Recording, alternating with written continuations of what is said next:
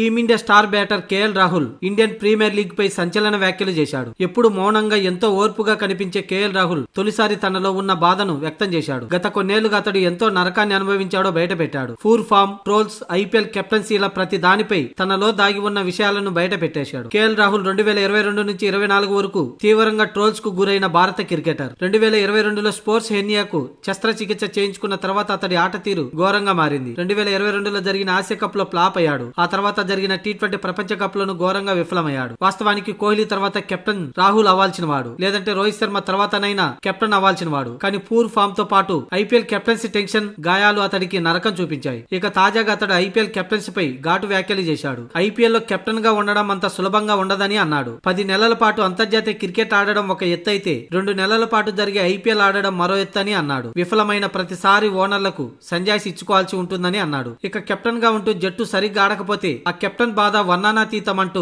KL Rahul పేర్కొన్నాడు. 2024 IPL లో sun Risers Hyderabad చేతిలో లక్నో సూపర్ జైంట్స్ చిత్తుగా ఓడింది. ఆ సమయంలో లక్నోకు కెప్టెన్ గా కేఎల్ రాహుల్ ఉన్నాడు. మ్యాచ్ అనంతరం లక్నో ఓనర్ సంజయ్ గోయంకా మైదానంలోనే కేఎల్ రాహుల్ పై ఫైర్ అయ్యాడు. దోషిని చూసినట్లుగా చూశాడు. ఆ సమయంలో కేఎల్ రాహుల్ ఎంత అవమానానికి గురయ్యాడో అతడికి మాత్రమే తెలుసు. ఈ క్రమంలోనే ఓనర్ల పేర్లు చెప్పకుండానే ఐపీఎల్ డార్క్ సీక్రెట్ ను బయటపెట్టాడు. 10 నెలల పాటు టీమిండియాకు ఆడి విఫలమైనా పెద్దగా అనిపించదు. ఎందుకంటే ప్లేయర్లు ఎందుకు విఫలమవుతున్నారో, ఆ జట్టు ఎందుకు ఓడుతుందన్న విషయం కోచ్లకు క్లారిటీ ఉంటుంది. ఎందుకంటే వారు కూడా ఒకప్పుడు ప్లేయర్లే కాబట్టి. పేలో ఫామ్ తో ఇబ్బంది పడుతున్న వారితో వారు మాట్లాడే విధానం వేరుగా ఉంటుంది. అలా ఎందుకు ఆడావు, ఇలా ఎందుకు ఆడకూడదు, అతను ఎందుకు ప్లేయింగ్ 11 లో ఆడించావంటూ టీమిండియాలో ప్రశ్నించారని కేఎల్ రాహుల్ పరోక్షంగా అన్నాడు. అదే ఐపీఎల్ కు వచ్చేసరికి వేరేలా ఉంటుందని అన్నాడు. ఓడిపోయేసరికి ప్రతిదీ భూతద్దంలో పెట్టి చూస్తారని అన్నాడు. క్రికెట్ లో మనం ఎంత గొప్పగా ఆడినా కొన్నిసార్లు ఓడాల్సి ఉంటుంది. ఐపీఎల్ లో రివ్యూ మీటింగ్స్ అంటూ కెప్టెన్లకు నరకం చూపిస్తారని రాహుల్ అన్నాడు. కాగా ఐపీఎల్ అనేది కోట్లతో ముడిపడి ఉన్న వ్యాపారం. అందులోని ఓనర్లు ఐపీఎల్ ను వ్యాపారంగా చూస్తారే కానీ